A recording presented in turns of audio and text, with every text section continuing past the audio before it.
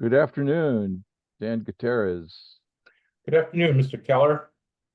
and welcome everybody to the Intentional Living Podcast. Marty Keller and Dan Gutierrez here. We are the guys who were taught all this stuff by John Donovan, and we have this podcast where we share our insights.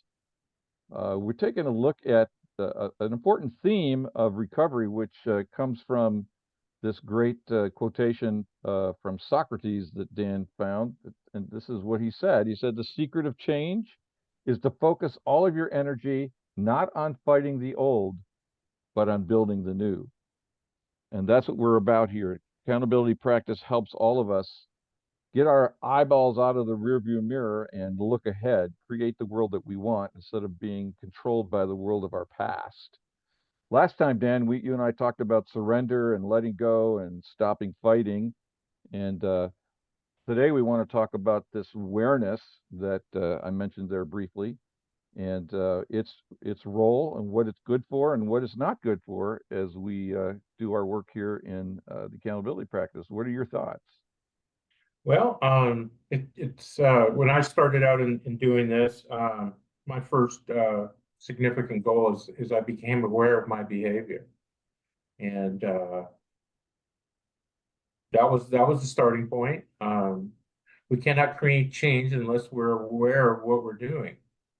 So awareness is great, but creating change requires other steps. But the first one is to have awareness, and that's a requirement, but it's not sufficient to create change. So we talk about the accountability practice, and awareness is of my behavior, could be translated into my truth. So when I state my truth, I'm actually being accountable for what I'm aware of, and feeling my feelings, and then creating intentions to create the future that I'm looking for. So, but it all starts with awareness, and yeah. So the good news and the bad news of awareness is that there may be things going on in my inner experience that I'm not actually aware of, except that I can notice the effects or the results of that.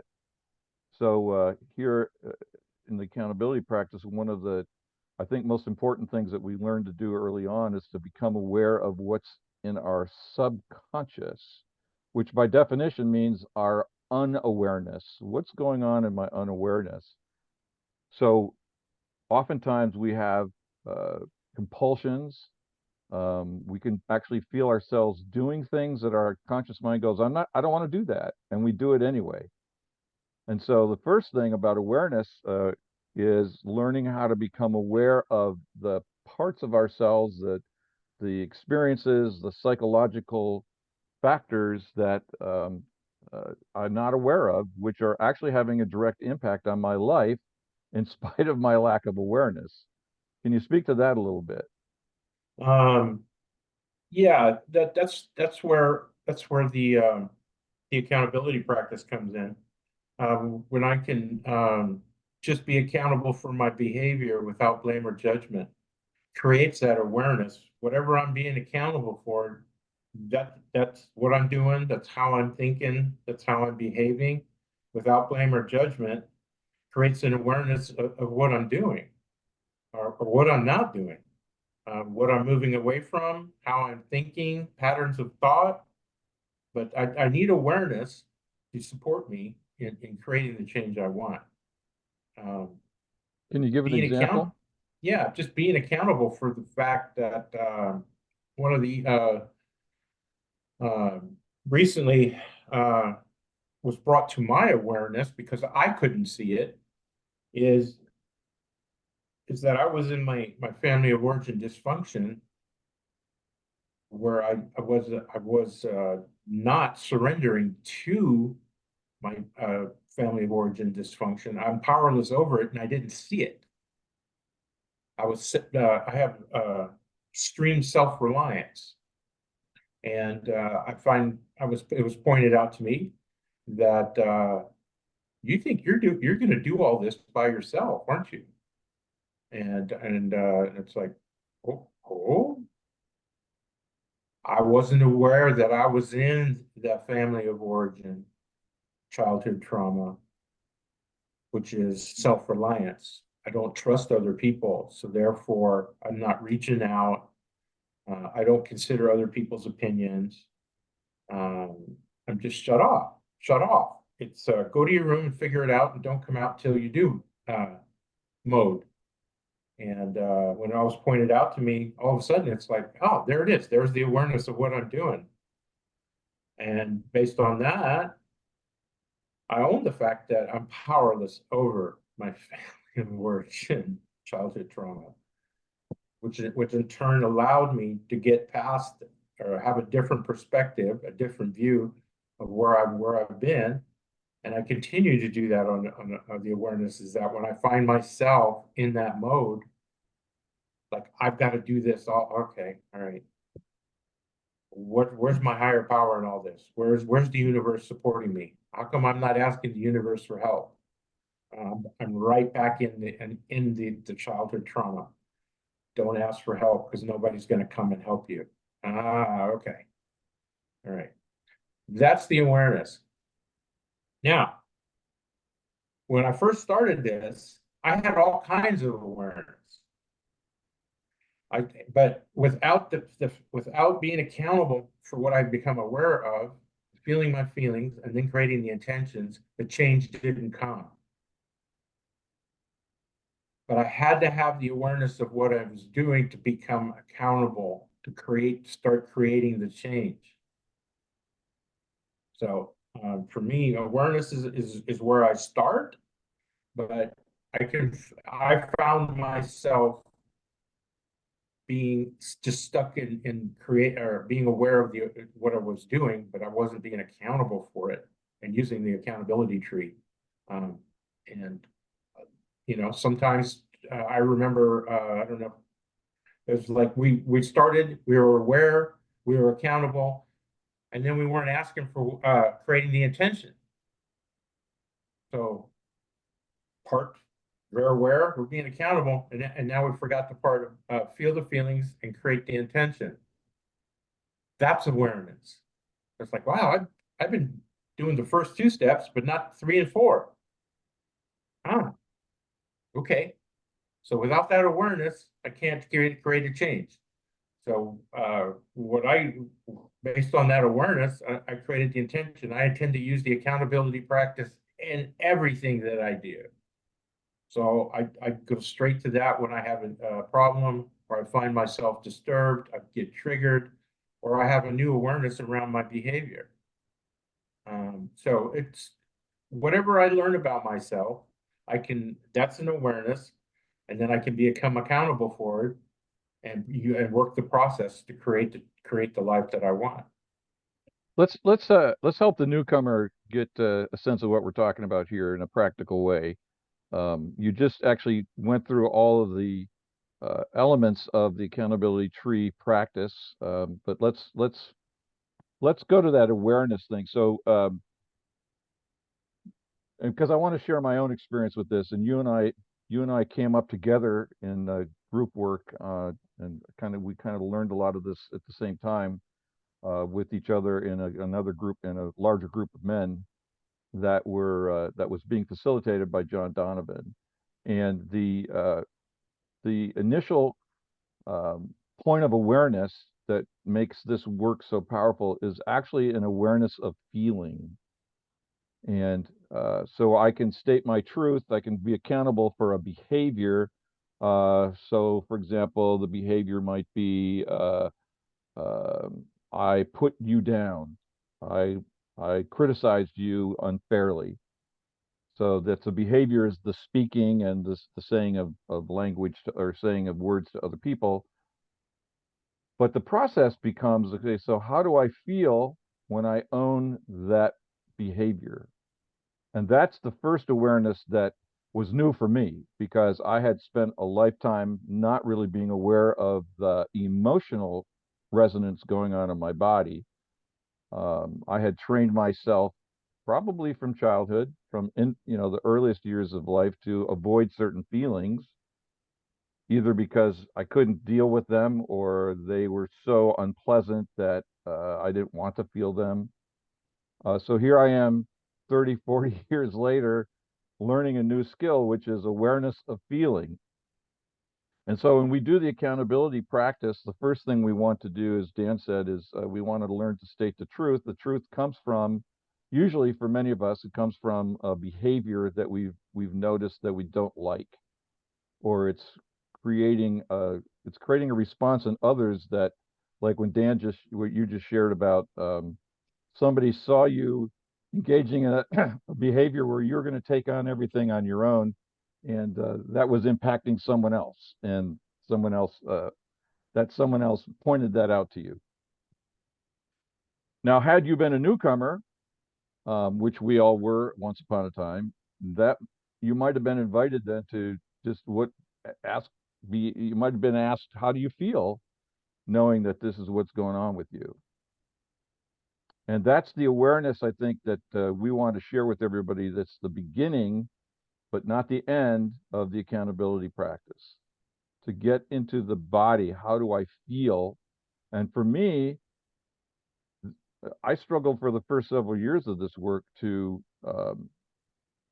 even notice that I wasn't feeling, or notice that I was blocking feeling. And oftentimes I would sit in a group setting. I'd like to hear if you have similar experiences. I would sit in a group setting and be invited to share stuff that felt deeply shameful, because it was behaviors and beliefs about myself that I'd just been avoiding, or I had buried deep in my subconscious for years and years and years. So that awareness that we're talking about here often comes through a lot of difficult work. What was your experience with that? Um, well, I mean, for me, one of the things I've noticed in my relationships is that I withhold. Um, I have difficulty. Somebody asks me how I'm feeling, and all of a sudden it's like, oh man, oh, I don't know. And it's like, well, how do you not know? And it's just like, whoa, okay, wait a minute. Now I'm feeling something. But what we're talking about is one thing you can notice, that if we pay attention or train ourselves, is to notice when I'm how I'm feeling. One of the questions we can go to is ask ourselves how we feel. And based on how we feel, that's an awareness, right? I'm feeling agitated, I'm feeling annoyed, I'm feeling adrenalized, I feel panicked, I feel nervous. That's an awareness. That's maybe not an awareness I've had before, but how do I create awareness of my body, right? And that's to ask that question, what am I feeling in my body? And that has a wellspring of information. Matter of fact, that's one of the greatest sources of information that we have available to us. And how do I do that? How do I create awareness around my body? I intend to feel my feelings 100%. I intend to be focused on my emotional body. I intend to notice my body's sensations. That's how we can start to develop the awareness about what's going on. But yeah, it's the denial that I'm feeling it in the beginning. I am feeling something. I'm just not aware of it on a conscious level. But the fact that I'm shutting down, trying to avoid the question, or being unresponsive, or saying that I don't feel, um, literally is an acknowledgement that there is a feeling going on, and my defensive mechanism is reared up, or has come online, and it's like the what do they call it? The shields on Star Trek. All this stuff is being deflected off, and I'm not, the screens come up automatically, just like on Star Trek, if when it detects some energy field or something, Right. Shields and up. it comes online, and I'm not aware of it. Yeah, it's just like, well, of course, I'm not feeling anything. Well, that's the defense mechanism coming online, or is already online and doing its job before I know it. So yeah, the awareness, one awareness that I've had, or that I've been working with for a long time, is that irregardless, I cannot not be in an emotional state. I'm always in an emotional state. I just not aware of it. That's an awareness. So bang. Okay. So it's important for me to be aware of my emotional state. Okay. My truth is, I don't notice that I'm in an emotional state. Take a deep breath. What do I want? I want to notice my emotional state all the time. So create an intention that supports that. I intend to be aware of my emotional state 24/7. All right. See how that works for me. So it's one thing to be aware of your thinking, but it's also an awareness as we do this work, is that we can come to a greater awareness that my thinking influences my emotional state, and my emotional state influences my thinking. So if I can understand how I'm thinking, I can probably figure out how I'm feeling. Or if I'm feeling, I just go straight to the feeling. I don't need to know what I think about it. Those are awarenesses. But without the awareness of what to focus on, what to be accountable for, this process doesn't work well. Well, and But that's the point of what we wanted to share today is that first of all, cultivating awareness is absolutely necessary to this process. If I'm not aware of it, there's nothing I can do about it. It's going to be in charge of me. Um, I think there's a saying in AA: if I can't feel it, I can't heal it. So, so this is the necessary first step, but the accountability practice involves a second step, which you just talked about, and we want to emphasize. Once I'm aware of how I'm feeling, just being aware is not sufficient to create change. It's necessary, but not sufficient. So what becomes necessary is for me then to take the next step, the step of self-care, self-creativity. What do I want? And for me, the way this process was taught to me was to get to be as present with whatever emotional state I'm feeling, because I stated the truth. I was a bully to you. Um, I'm a bully. And so I was aware of that behavior. And then when I sat with the impact of that behavior, I might feel shame. I might feel fear. I might feel grief. I might feel something that feels like a combination of all those things. And so if I can stay with that feeling, or as I stay with that feeling, and for me, the first time I did this work, this was like new territory. I had never been there before. So there was a part of me that was trying to squirm out of it. I don't like this. But to the extent that I could stay with it, I was then in a position to create something new. And that's the second part of the accountability tree, as we call it. It's like, okay, what do I want? I may want peace. I may want a sense of peace. I may want a sense of kindness. In this particular case, um, I may want to feel free of compulsions.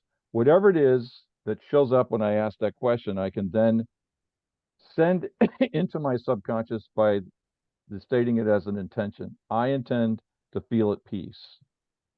So this is the process that you can't have one without the other. You really can't have the intention without the awareness of what it is that you're working on, you're wanting to change. And you really can't have an intention until you feel the impact of what it is that is in your way, or that's bugging you, or that seems to be um, giving you something in your life you don't want? Well, for me, for me, the work is to be aware of my feelings without blame or judgment. And I don't, for me, it's like I'm learning, or I've learned, is that part of my way to get out of the feelings is to go from the feelings in my body, and then try to translate that into an intellectual statement. And that was like that was an awareness that I was doing that, and that would take me out of the feeling. So I had it's accountable that I try to I intellectualize my feelings as a means to not feel them. So what is it I want? I intend to feel my feelings, my emotions, with safety, grace, and ease. Okay. And over time, um, what my practice is now, I just state my truth and pause for a moment, take a deep breath, and then I just listen. And then based on what I hear, or what comes up from my subconscious, usually is a statement of what it is that I want. And it's just like, okay, I want peace, joy, and happiness. All right. I intend to create peace, joy, and happiness. All right. And move on. Um, so that's an awareness I've had. But I have to put it into practice, be accountable. And for me, it's a formula. You know, awareness is great, but it doesn't create change. But awareness plus accountability plus intention, or how would I put it this way? Awareness plus accountability plus feeling my feelings plus intentionality, creating intentions creates the change I'm looking for. So um, that's where I'm at on that one. You know, it's Uh, interesting. I shared this on the podcast before, but in the first few years that we did this practice, I was just so happy when I could be aware of what I was feeling that it would stop there. And it took me another several years to train myself to go to the next level, to the what do I want. And some of it may be for many of us that there's this this goes back to childhood trauma that you referred to at the beginning of the conversation, that there's a part of us that doesn't believe we deserve to have what we want.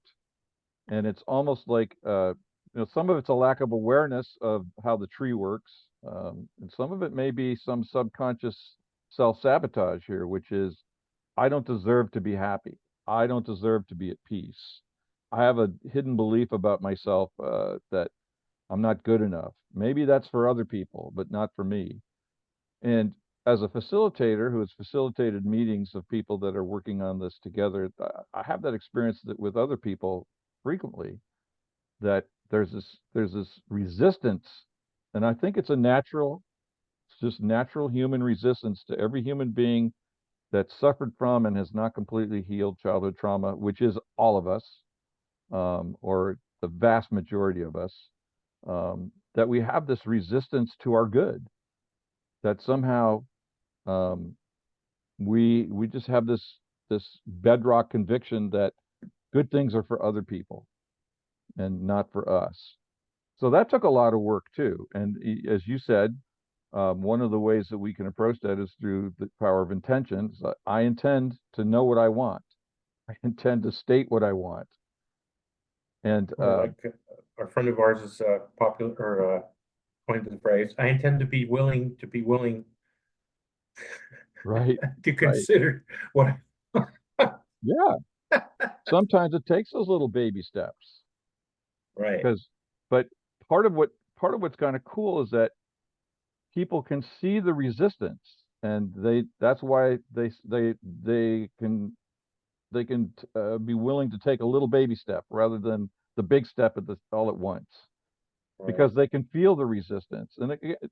As you said, and we can't emphasize this enough, that this work we intend to do without blaming ourselves, judging ourselves, criticizing ourselves, making any of this bad.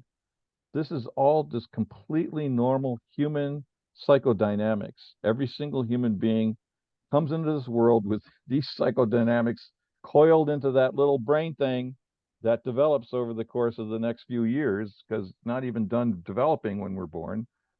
And so it's hard once that stuff becomes hardwired in our neurological systems to create the change.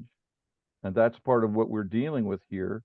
And that's what I love about the accountability tree process. It's a it's an effective way. It's the only way that I've learned after years of therapy and group work and spiritual work. It's the only way that I've learned that actually has generated effective change in my life. Things that used to bother me all the time no longer bother me, and I can't give a better advertisement for the power of this process than to acknowledge that that process that we've been talking about. How am I feeling? Becoming aware of what I'm feeling, and in that awareness, ask myself if that's what I want, and if it's not what I want, what do I want? And if it's something else, then I intend to feel that, whatever that something else. I love the way you talked about in that moment going inside your own self, your own awareness, to get the answer to the question, what do I want? Because that's a practice I do as well. I believe, and I know that you do too, that our bodies have wisdom. Our bodies know everything that we need. Right. It, it's just learning to pay attention that we're talking about in this accountability practice. And then, having paid attention, having become aware, state what it is we want. Our bodies will adjust.